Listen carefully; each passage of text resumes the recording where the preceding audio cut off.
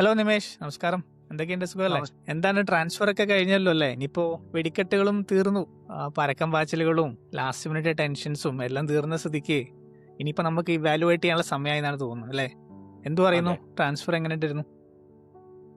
അത് ഒരു interesting transfer period ആയിരുന്നു. കുറെ വലിയ പേരുകള് പൈസ അങ്ങോട്ടും ഇങ്ങോട്ടൊക്കെ കുറെ മൂവ് ചെയ്തു. വലിയ വലിയ ഇതിലും കുറെ പൈസ ആക്കി. One of the few transfers കുറെ അതെ, കുറെ പോയി. ലൈക് കുറെ ഇൻവെസ്റ്റ്മെന്റ്സ് നടന്നിരുന്നു. Controversial also. അതെ, ഒരുപാട് ആക്റ്റീവ് ആയിരുന്നു. ഭയങ്കരമായിട്ടുള്ള റെക്കോർഡ് ട്രാൻസ്ഫർ ആ തോന്നുന്നു ഇത്തവണ. ഭയങ്കരമായിട്ട് ഹൈലി ആക്റ്റീവ് ആയിരുന്നു. നമ്പർ ഓഫ് പീപ്പിൾ അല്ലാതെ ഈ വർഷം എനിക്ക് തോന്നുന്നത് record transfers for every person അങ്ങനെയായിട്ടാ. ഓരോരോ ടീമും ഓരോരോ റെക്കോർഡ് ബ്രേക്ക് നടത്തുന്നുണ്ട്. കറക്റ്റ് ആണ്. അതെ, ഓരോ ടീമും ഓരോ റെക്കോർഡ്, പ്രത്യേകിച്ച് ലിവർപൂൾ ഒരുപാട് റെക്കോർഡ് ബ്രേക്ക് ചെയ്തു.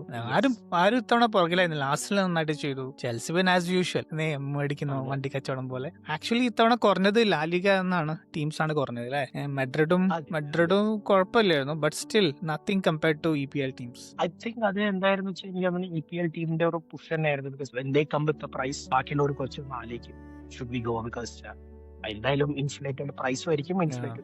അപ്പൊ അതിൽ പ്രധാനം എന്ന് പറഞ്ഞ ഒന്ന് നമ്മുടെ ജെയ്ഡൻ സാൻജോയുടെയാണ്. എന്താണ് സാൻജോയെ കുറിച്ച് തോന്നുന്നത്? സാൻജോ സക്സസ്ഫുൾ ആവോ? നമ്മൾ ഇതുവരെയായിട്ട് ആളുടെ ട്രജക്ടറി നോക്കി കഴിഞ്ഞാൽ it's up in there. Because ആള് ഡോട്ട്മണ്ടിന് യുണൈറ്റഡിലേക്ക് വന്നു. മച്ച് ഫാൻഫെയർ, റെക്കോർഡ് ഇൻവെസ്റ്റ്മെന്റ് ആയിരുന്നു, ഒക്കെ ആയിരുന്നു. Future of the team, future of England, അത് വർക്ക്ഔട്ട് ആയി. പിന്നെ അവിടുന്ന് ആളൊരു ലോണിലേക്ക് പോയി ടു ഡോട്ട്മണ്ട്. ഒരു മിക്സഡ് ബാഗ് ആയിരുന്നു. പിന്നെ തിരിച്ചു വന്നു. ഐ ഡോണ്ട് നോ അതെ. ചെൽസിക്ക് എന്തിനാ പോയി. ആസ് യൂഷ്വൽ ചെൽസിയുടെ മെറി ഗോ റൗണ്ടിൽ ആളും പെട്ടു. ആൻഡ് ഐ തിങ്ക് ഒരു ജോക്ക് എന്താ വെച്ചാൽ Chelsea try to buy him. But then ആളെന്താ വിചാരിക്കുന്നത്, as usual English head I think on the shoulders. എനിക്ക് ഇത്ര സാലറി വേണം, എനിക്ക് അത് വേണം, എനിക്ക് ഇത് വേണം എന്ന് പറഞ്ഞിട്ട് ആസ് യൂഷ്വൽ അത് കയ്യിൽ പോയി. I think ended up at Aston Villa now. But let's see. What do you think? അതെ, ഞാനും അത് തന്നെ. നമ്മളെ ഈ ഫെലിക്സിനെ പോലെയാണ് സാൻചോ. എല്ലാ ടീമിലും പോയിരിക്കുന്നു. ഭയങ്കര പ്രോമിസിംഗ് അതെ. ആയിരുന്നു എന്റെ ഒരു അഭിപ്രായം. ഡോട്ട്മണ്ടിൽ കളിക്കുന്ന എല്ലാവരും നല്ല പ്രോമിസിംഗ് ആയിരുന്നു. പിന്നെ ബെല്ലിംഗം, പിന്നെ ഡെംബെല്ലെ, പിന്നെ പിന്നെ ലെവൻഡോസ്കി. ഡോട്ട്മണ്ട് ടീമിൽ കളിക്കുമ്പോൾ അതിനൊരു പ്രത്യേകതമായ ഒരു ഫീലിംഗ് ആണ്. എന്താ പറയുക, എല്ലാവർക്കും ഒരുപാട് ഒരു വല്ലാത്ത എനർജിയും ഒരു തരം ഒരു കോമ്പിനേഷൻസും എല്ലാം കിട്ടുന്ന രീതിയിലാണ് എനിക്ക് തോന്നിയത്. അതായത് ഏത് പ്ലെയർ കളിച്ചാലും, ആവറേജ് പ്ലെയർ കളിച്ചാലും ടോപ്പ് ലെവലിൽ കളിച്ചാലും എല്ലാവരും ഒരു ടീമായിട്ട് നന്നായിട്ട് പുലികളെ പോലെ കളിക്കുന്ന ഒരു ടീമായിട്ടാണ് എനിക്ക് എപ്പോഴും ഡോട്ട്മണ്ട് കുറിച്ച് തോന്നുന്നത്. ആ ഡോട്ട്മണ്ടിൽ നിന്ന് അതെ. ഇറങ്ങി കഴിയുമ്പോഴാണ് ആ യഥാർത്ഥ ടാലന്റിനെ കുറിച്ച് ആ ഒരു വ്യത്യാസം മനസ്സിലാവുക. കാരണം സാൻജോക്ക് അന്ന് എന്തൊരു കളിയായിരുന്നു, ഭയങ്കരമായിട്ടുള്ള അഭിമാനമായിരുന്നു. പ്രോമിസിംഗ് ആണ്. ബെല്ലിംഗത്തിനേക്കാൾ Yes. കൂടുതൽ എനിക്ക് തോന്നുന്നു, ഐ തിങ്ക് ആ സമയത്ത് വാല്യൂ സാൻജോക്ക് ഉണ്ടായിരുന്നു. Yeah, yeah. പിന്നെയാണ് ആസ് യൂഷ്വൽ യുണൈറ്റഡ് അറിയാലോ. അയ്യോ, യുണൈറ്റഡ് വന്നതോടെ കൂടി എല്ലാം തീർന്നു. യുണൈറ്റഡ് വല്ല പ്രേതാലയം പോലെയാണ്. അതായത് ഒരു ബാധ കൂടി പോലെ. അവിടെ കേറിയ പണി കിട്ടി പണി കിട്ടി. അല്ലേ? അതെ. അല്ല, അതിന്റെ ഒരു എക്സാമ്പിൾ കൂടി ഡോട്ട്മണ്ട് വന്നത് തന്നെ മിക്കറ്റാറിയം ആള് ഇതേപോലെ തന്നെയായിരുന്നു. യുണൈറ്റഡിലേക്ക് വന്നു. ബട്ട് ആളുടെ അത് ക്ലിക്കായില്ല. സെലക്ഷൻസ് ആയി. ആള് ആർസണലില് ഹി വാസ് ഫ്ലൈയിങ്. അതെ. ഇങ്ങോട്ട് വന്നു വിത്ത് പിയാനോ വെച്ചിട്ടൊക്കെ അല്ലേ ആളുടെ ഇൻട്രൊഡക്ഷൻ ഉണ്ടായിരുന്നു. അതൊക്കെ ചെയ്തിട്ട് അവര് അത് ഓ, പോയി. Like, അങ്ങനെയൊക്കെ നോക്കിവെച്ചാൽ it was a disaster. I think ആളുടെ ഒരു കമന്റ് കൂടി ഉണ്ടായിരുന്നു. ആസ് സൂൺ ആസ് ആയി ഞാൻ ലാൻഡ് ചെയ്ത ഉടനെ ആള് ചോദിച്ചു ഉത്തരം, എനിക്ക് തിരിച്ച് ആർസണലിലേക്ക് പോകാൻ പറ്റും. ഓക്കെ. അതുപോലെ തന്നെ മറ്റേ മെംഫിസ് ഡിപ്പായ് ആദ്യം മുതലേ റൊണാൾഡോ എന്ന് പറഞ്ഞ് വന്നായിരുന്നു യുണൈറ്റഡിലേക്ക്. അയ്യോ, ഓ യാ. ഡിപ്പായ് എന്തായിരുന്നു, എന്തൊക്കെയായിരുന്നു, ഭയങ്കര ഭയങ്കര ഇന്റർവ്യൂ ഒക്കെ ആയിരുന്നു. അവസാനം ഒന്ന് റിവൈവ് ആയത് പിന്നെ യുവന്റസിലോ എവിടെയായിരുന്നു കളിച്ചായിരുന്നു? യുവന്റസിൽ. ഇറ്റാലിയൻ ലീഗിലല്ലേ കളിച്ചിരുന്നത്? അല്ല, അത് കഴിഞ്ഞിട്ട് അവൻ എവിടേക്ക് പോയില്ലേ? ബാർസലോണ പോയില്ലേ? പിന്നെ അവിടെ നിന്നല്ല വിട്ടെ. ബാഴ്സലോണയിൽ വന്നു. ബാഴ്സലോണയിൽ കുഴപ്പമില്ലായിരുന്നു, ബട്ട് ബാഴ്സലോണ ആ സമയത്ത് ഓൾറെഡി ഒരു ഡൗൺ ആയിട്ടുള്ള ടീമായിരുന്നല്ലോ. ബാഴ്സലോണയുടെ ആ ഒരു സൂപ്പർ ക്രൈസിസിന്റെ സമയമാണ്.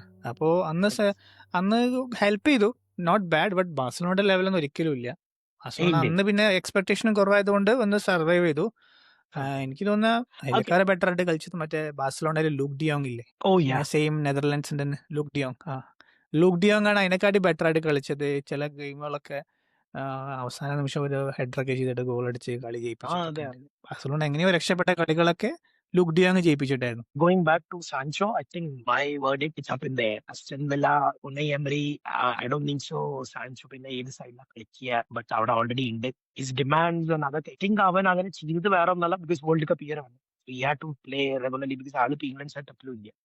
Is out of the team. So maybe that is the Yeah. Reason അങ്ങോട്ട് പോയത്. പിന്നെ നമ്മൾക്കത് ലൈക്ക് അപ്പ് ഇൻ ദെയർ ആണ്, നോക്കന്നെ വേണം. ആളുടെ സെക്കൻഡ് ലോണും അത്ര അങ്ങോട്ട് സൂപ്പർ ആയതൊന്നുമില്ല. ചെൽസിയില് ഐ തിങ്ക് സ്കോർഡ് 1 or 2 അതെ, goals. അതെ. ചെൽസിയിലും അത്ര ഫെയിലായിരുന്നു. നോക്കാം. ആസ്റ്റൺ വില്ലയാണ്. ആസ്റ്റൺ വില്ല ഒരു പക്ഷേ ആൾക്ക് കളിക്കാൻ പറ്റുമായിരിക്കും നന്നായിട്ട്.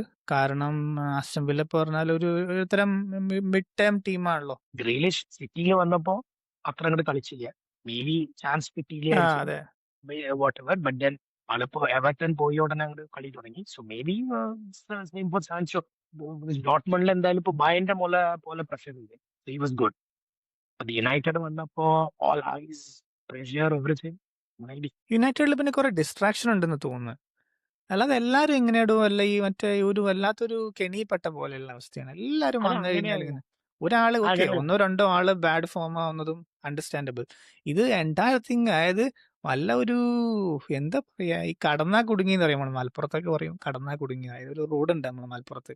ഓക്കെ അതെ അതെ അതില് ആ റോഡ് തന്നെ വളരെ ഇടുങ്ങിയ റോഡാണ്. അതായത് ഇടവഴിന്ന് പണ്ടത്തെ ഇടവഴിയില്ല അതേപോലെ അതൊന്ന് ജസ്റ്റ് ഒന്ന് ഓക്കെ. എക്സ്പാൻഡ് ചെയ്തിട്ട് ഒരു റോഡാക്കി. അപ്പൊ ഒരു വണ്ടി കടന്നാല് ആ വണ്ടിക്ക് അങ്ങടെ അവസാനം വരെ എത്താൻ പറ്റുള്ളൂ. അപ്പുറത്തുനിന്ന് വേറെ വണ്ടി വന്നു കഴിഞ്ഞാൽ രണ്ടുപേരും കുടുങ്ങി. അങ്ങനെ ഒരു റോഡൊക്കെ ഉണ്ട്. അതുപോലെയാണ് അണ്ടർസ്റ്റുഡ്. ഈ കടന്നു കഴിഞ്ഞാൽ മാഞ്ചസ്റ്റർ യുണൈറ്റഡിൽ കടന്നു കഴിഞ്ഞാൽ കുടുങ്ങി. പിന്നെ ഒരു രക്ഷയില്ല. പിന്നെ അവിടുന്ന് പുറത്തിറങ്ങിയാലേ എന്തെങ്കിലുമൊക്കെ ഒന്ന് റിവൈവ് ചെയ്യാൻ പറ്റുള്ളൂ.